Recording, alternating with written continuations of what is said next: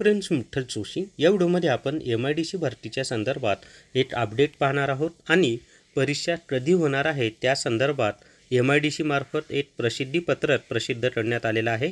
तर त्या प्रसिद्धीपत्रकामध्ये नेमकं काय म्हटलेलं आहे ती सगळी माहिती आपण या व्हिडिओमध्ये पाहूयात। या व्हिडिओला सर्वांनी लाईक करा, शेअर करा आणि Vitthal Joshi YouTube channel subscribe करा।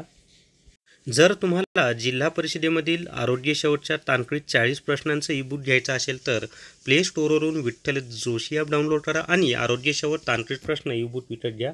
याच्यातून तांत्रिक 40 प्रश्नांची तयारी तुमची होऊन जाईल आणि नॉन पेसाच्या ज्या परीक्षा झाल्या त्यामध्ये यामधूनच प्रश्न विचारलेले होते।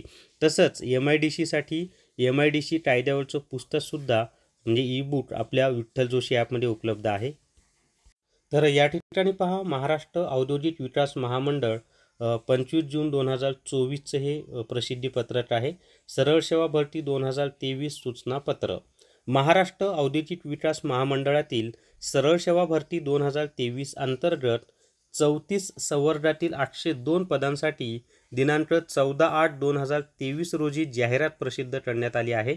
दरम्यानच्या काळात सन 2024चा महाराष्ट्र अधिनियम 26/2/2024 अन्वये राज्यातील सामाजिक आणि शैक्षणिकदृष्ट्या मागास वर्गाकरिता आरक्षण अधिनियम 2024 मधील तरतुदी दिनांक 26/2/2024 पासून लागू करण्यात आलेल्या आहेत। त्यानुसार सामाजिक आणि शैक्षणिकदृष्ट्या मागास वर्ग असा नवीन वर्ग तयार करण्यात आला असून या वर्गात मराठा समाजाचा समावेश करण्यात आला आहे आणि या वर्गासाठी राज्याच्या अखत्यारीतील लोकसेवांमधील शासकीय व निमशासकीय सेवेत सरळ सेवा भरतीमध्ये 10% आरक्षण विहित करण्यात आले आहे।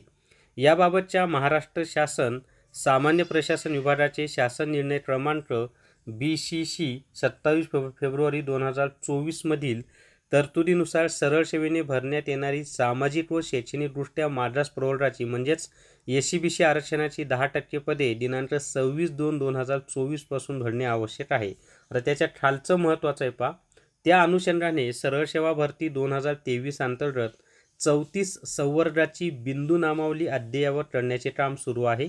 त्यानुसार जाहिरातीमधील संवर्गनिहाय सामाजिक व समांतर आरक्षणात बदल होण्याची शक्यता आहे।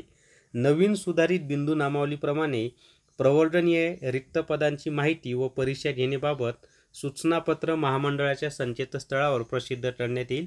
याबाबत सर्व अर्जदार व उमेदवारांनी नोंद घ्यावी। म्हणजे आता काय होणार आहे की SCBC आरक्षणासंदर्भात नवीन बिंदू नामावली तयार केली जाणार आहे आणि मग जी काही नवीन बिंदू नामावली असेल त्या जागांसाठी तेवढ्या जागांसाठी परीक्षा घेतली जाणार आहे आणि मग म्हणजे त्यानंतर परीक्षेची तारीख वगैरे जाहीर होईल आणि ती कुठं तर MIDCच्या वेबसाईटवर जाहीर होईल। तर आता SCBC आरक्षणाचा फायदा MIDCमध्ये सुद्धा होणार आहे। थोडीशी परीक्षा लांबल पण त्या विद्यार्थ्यांना याचा फायदा होईल। तर या व्हिडिओमध्ये एवढीच माहिती। जर तुम्हाला GK ebook TCS IBPS pattern विकत घ्यायचा असेल तर प्ले स्टोअरवरून विठ्ठल जोशी ॲप डाउनलोड करा आणि GK ebook TCS IBPS pattern विकत घ्या।